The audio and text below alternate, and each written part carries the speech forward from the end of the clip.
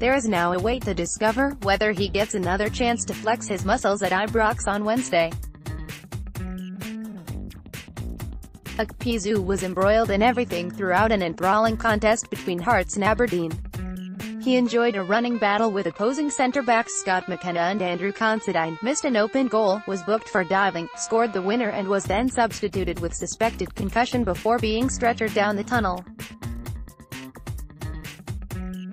Medical advice will determine whether he faces Rangers.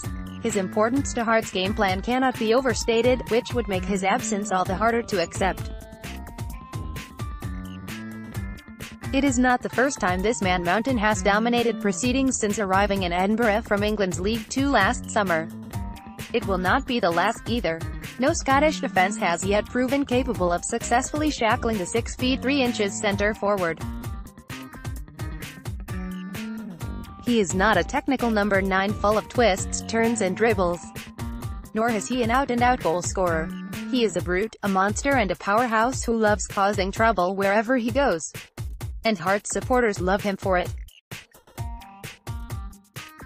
Conor McKenna headed Aberdeen into an early lead during the first half controlled by the Pittildry side. Hearts recovered after the break but Ikpeazu missed an open goal with his team 1-0 down.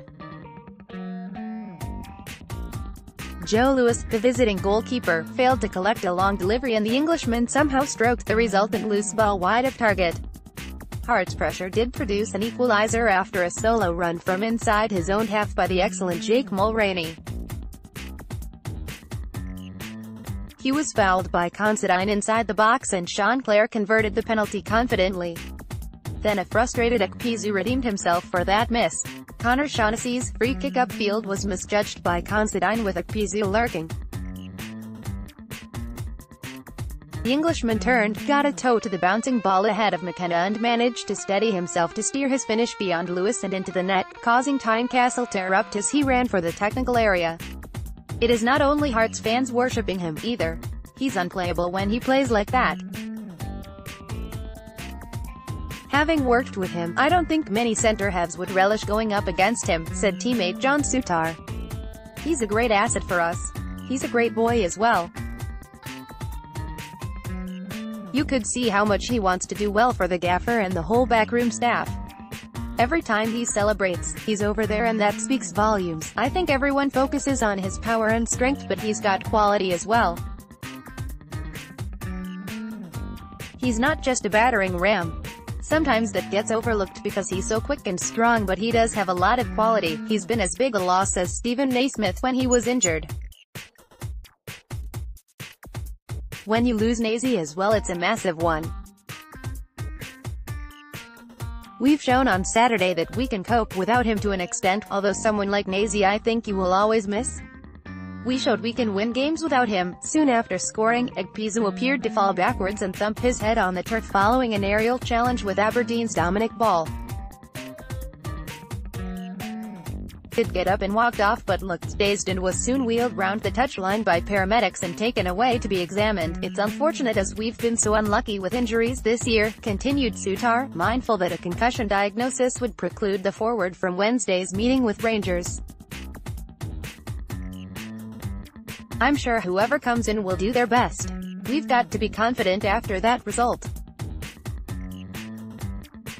He was obviously stretchered off so we'll be waiting to see the tests from the doctors. Souttar remarked that Ikpeazu is making it too easy for referees not to award fouls against him when he is manhandled, which happened several times at the weekend.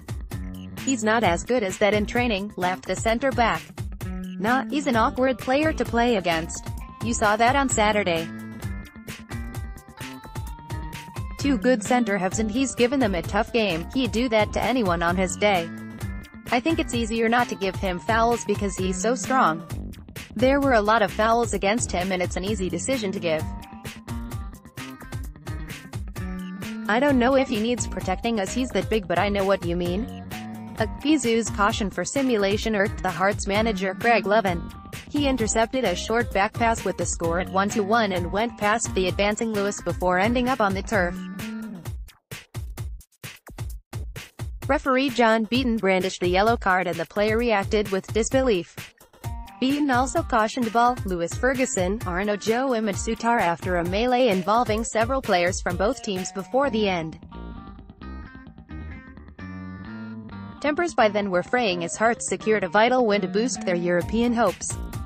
They moved to within 2 points of fourth-placed Aberdeen and 4 behind Kilmarnock in third. "We knew before the game how big this was. We showed a lot of character going down 1-0 at halftime," said Sutar. "We were on the back foot for a lot of the first half, but we showed a lot of character to come back out and play the way we did. It's the first time since I've been at the club that we've been playing towards the end of the season. That's 2 cup semi-finals this year, which is where you want to be and where the club deserves to be. Hopefully it just continues."